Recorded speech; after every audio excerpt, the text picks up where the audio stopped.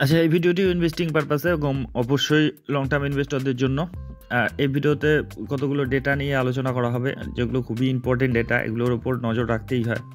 আপনারা জানেন যে শেয়ার বাজারে ব্যবসা করতে গেলে কিন্তু যে নিউজ ডেটা ইভেন্টগুলো থাকে সেগুলোর উপর কিন্তু নজর রাখতেই হয়।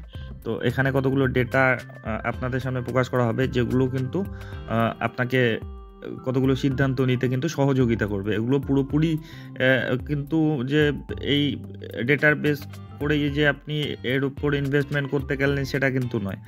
এই ডেটাগুলোকে মানে প্যারামিটার হিসেবে আপনার যে বিভিন্ন ধরনের প্যারামিটার রয়েছে তার মধ্যে এই ডেটাগুলো কিন্তু অবশ্যই একটা গুরুত্বপূর্ণ প্যারামিটার হতে পারে। সেটা হচ্ছে share holding pattern. Share holding প্যাটার্নে কারা থাকে? Promoter, foreign institution, domestic institution, mutual fund, এরা থাকে। তো আমরা যে বাকিটা থাকে রিটেল ইনভেস্টার। তবে রিটেল ইনভেস্টাররা মার্কেটে সামান্যই রয়েছে। আর মানে সামান্যই বলতে কি, সংখ্যায় কিন্তু রিটেল ইনভেস্টাররাই সবচেয়ে বেশি, কিন্তু যে ইনস্টিটিউশনাল ইনভেস্টাররা কিন্তু সংখ্যায় কম, কিন্তু ম্যাক্সিমাম মার্কেট কিন্তু তাদের দখলে রয়েছে, তাদের প্রচুর টাকা রয়েছে।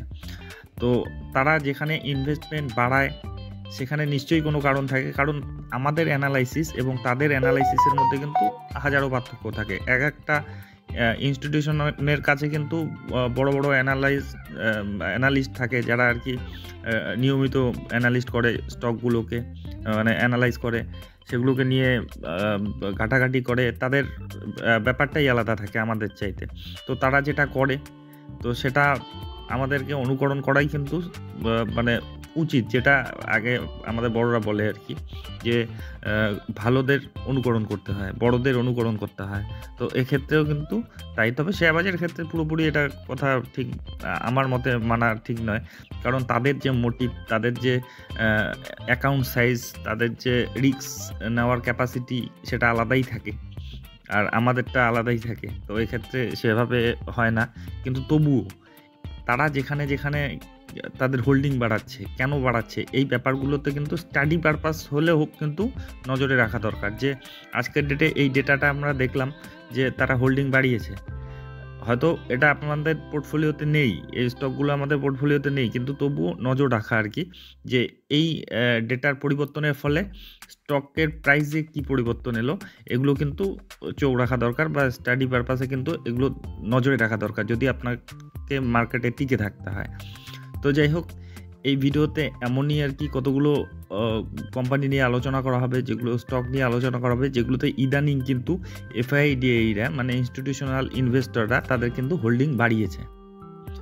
তো এই যে স্টকগুলো দেখানো হবে মোটামুটি সবগুলোই কোয়ালিটি স্টক আর কি, যে কতগুলো স্টক ইনভেস্টমেন্ট পারপাসেই না, যেমন কতগুলো সরকারি স্টক, কিন্তু সেগুলোতে কিন্তু পাবলিক থাকেই না, আর অ্যাকচুয়ালি তাই। আর বড় বড় শুধু ইনস্টিটিউশনাল ইনভেস্টররাই থাকে। এমন কতগুলো স্টক নিয়ে এই ভিডিওতে আলোচনা করা হবে, যেখানে আমাদের মতো রিটেল ইনভেস্টররাও কিন্তু যোগ দিতে পারে। এগুলো পপুলার স্টক এবং সম্ভাবনাময় স্টক। তো যাই হোক, চলে আসি এই কোম্পানিগুলোর পরিচয়ে। তো প্রথম যে কোম্পানিটি রয়েছে CAMS limited, computer age management service limited. তো যেটা হচ্ছে আজকের ডেটে যদি দেখেন, আজকে মার্কেট কিন্তু পুরোপুরি নেগেটিভই ছিল, মানে ওভারঅল মার্কেট আজকে মোটামুটি সকলের পোর্টফোলিও কিন্তু একটু একটু রেডেই শেষ করেছে যা মনে হয়। তো আজকের ডেটে নেগেটিভ থাকা সত্ত্বেও গত 6 মাসের হিসেবে দেখলে 15%-এর মতো, আর এটা একটা বড়সড় কনসলিডেশন ফেজের মধ্য দিয়ে যাচ্ছে। লং টার্মে যদি আপনি চার্টটা দেখেন, 1 বছরে 24%-এর মতো, 5 বছরে দেখুন 2021-এর পর থেকে কিন্তু কোনো রিটার্নই দেয়নি, বরঞ্চ কারেকশন মোডেই চলছে। বর্তমানেও যদি ঠিকঠাক দেখেন যে 25-26%-এর মতো কিন্তু কারেকশনে রয়েছে।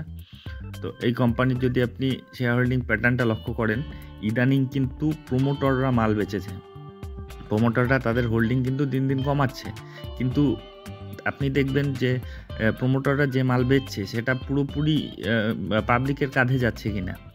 আর সেটা যদি পাবলিকের কাঁধে যায় সেটা কিন্তু প্রচণ্ড একটা নেগেটিভ ব্যাপার। আর কিন্তু সেটা যদি ইনস্টিটিউশনাল ইনভেস্টররা কিনে নেয়, তবে সেটা কিন্তু অবশ্যই একটা পজিটিভ ব্যাপার হতে পারে। দেখুন এখানেও দেখুন 19%-এর মতো কিন্তু মাল বেচেছে, তার মধ্যে এফআইআই নিয়েছে কিন্তু মোটামুটি 9%, 10%-এর কাছাকাছি, যে 19% বেচেছে। বাকি ডিএআই দেখুন 16% থেকে 23% হয়েছে, 7%-এর মতো নিয়েছে, মানে 17% তারাই নিয়েছে, বাকি 2.5-3%-এর মতো সেটা পাবলিক নিয়েছে। তো ওভারঅল আর কি কোটাটা যে পাবলিকের উপর চলে যাচ্ছে সেটা না, এফআইডিএরা যে ভরসা দেখাচ্ছে, সে প্রমোটার মাল বেচতেই পারে, প্রফিট বুকিং করতেই পারে। তো এক্ষেত্রে এফআইডিএরা কিন্তু সেই কোম্পানির যে রাশ কিন্তু তারা হাতে নিয়েছে, এবং তারা এটা কিন্তু পজিটিভভাবেই দেখছে বিশেষজ্ঞরা। আর এমনিতেও যদি এদের আপনি বিজনেস দেখেন, বিজনেস কিন্তু মোটামুটি ঠিকঠাকই চলছে, গ্রোথ রয়েছে বিজনেসে। আপনি যদি সেলস দেখেন 2018-তে 606 কোটি ছিল, এখন সেটা বাড়তে বাড়তে 1000 কোটি ছাড়িয়ে গিয়েছে। তাদের প্রফিটেবিলিটি 2018-তে 160 কোটি ছিল, তো এখন সেটা বাড়তে বাড়তে 312 কোটি। তাদের যে ব্যালেন্স শিট সেটাও খুবই স্ট্রং রয়েছে, 750-এর মতো তাদের রিজার্ভ শক্তপোক্ত রয়েছে, মাত্র 80 কোটির সামান্য ঋণ রয়েছে। তো যথেষ্ট স্ট্রং এর ডেটাগুলো। আর যেটা আর কি মূল বিষয় নিয়ে আর কি আলোচনা করা হলো, এটাও কিন্তু পজিটিভিটি রয়েছে আর কি। তো এই কোম্পানিটিকে আপনার নজরের মধ্যে রাখতে পারেন। এরপরে যেটা কোম্পানি রয়েছে সেটা হচ্ছে ফিউশন মাইক্রো ফিন্যান্স লিমিটেড। এটা কিন্তু খুব একটা বেশি দিনের কোম্পানি না, নতুন কোম্পানি। এটা একটা বলতে গেলে মানে যে রিটার্ন দিয়েছে আর কি প্রথম থেকে খুব সামান্য 65% মতো রিটার্ন দিয়েছে, 2022 নভেম্বর থেকে আছে এটা।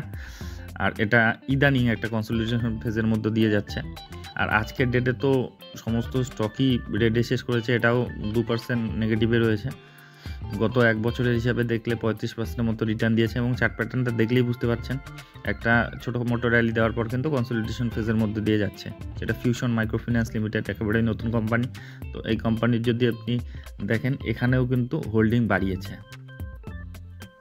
আপনি যদি দেখুন 67 থেকে 57 হয়েছে প্রমোটররা যে মাল বেচেছে আর কি, 10%-এর মতো আর কি, অ্যাপ্রক্সিমেট বলছি ঠিকঠাক। তার মধ্যে ডিএইরে দেখুন 15 থেকে 22 হয়েছে, মানে 22.81, 7-8%-এর মতো মাল কিন্তু ডিএই কিনে, মানে 10% যেটা বেচেছে আর কি প্রমোটার, সেটা কিন্তু ডোমেস্টিক যে ইনস্টিটিউশন ইনভেস্টররা কিন্তু নিয়েছে। আর এফআইএরও কিন্তু 1%-এর উপর মাল বাড়িয়েছে, আর বাকি সামান্য কিছু পাবলিকও নিয়েছে। তো মানে যেটা আর কি প্রমোটার বেচেছে পুরোটা কিন্তু ইনস্টিটিউশনাল ইনভেস্টররা কিনে নিয়েছে, এটা একটা পজিটিভ বিষয়। আর আপনি যদি এদের বিজনেসটাও দেখেন, বিজনেসে কিন্তু এদের গ্রোথ রয়েছে। একটা নতুন ছোট কোম্পানি হিসেবে দেখুন, 2020-তে এদের মাত্র 720 এদের রেভিনিউ আসতো, সেটা এখন 2172, মানে কি কত গুণ বাড়িয়ে দিয়েছে। তখন ছিল 70 কোটি এদের প্রফিটেবিলিটি, এখন সেটা 487, মানে 500 কোটির কাছাকাছি। তো বুঝতে পারছেন প্রচণ্ড গ্রোথ রয়েছে। আর এখানে এটা তো পজিটিভ দিক বললাম, আর সঙ্গে কিন্তু এদের এই শেয়ার হোল্ডিং প্যাটার্নটা আর কি, এদের ইনস্টিটিউশনাল ইনভেস্টররা কিন্তু এদের হোল্ডিং বাড়িয়েছে, মানে যে মালটুকু প্রমোটার বেচেছে ইনস্টিটিউশনাল ইনভেস্টররাই কিন্তু নিয়েছে। তো এই কোম্পানিটিকে আপনার নজরের মধ্যে রাখতে পারেন। এরপরে যেটা কোম্পানি রয়েছে জেকে টায়ার লিমিটেড, যেটা কিন্তু অলরেডি একটা বড় সড়ো র্যালি দিয়েছে আর কি। যদি এন্ট্রির কথা বলেন, তবে আমার মতে এই মুহূর্তে সেভ হবে না, কারণ যেটা এক বছরে 200% রিটার্ন দিয়েছে, সেখানে সবসময় রিস্কি হবে। যদিও বাজারের কথা বলা যায় না, আরও হয়তো 100-200% রিটার্ন দিয়ে দিল, কিন্তু আপাতত আর কি 200% রিটার্ন এক বছরে কম কথা নয়। এত বড় একটা রিটার্নের পর একটা প্রফিট বুকিং আসতেই পারে।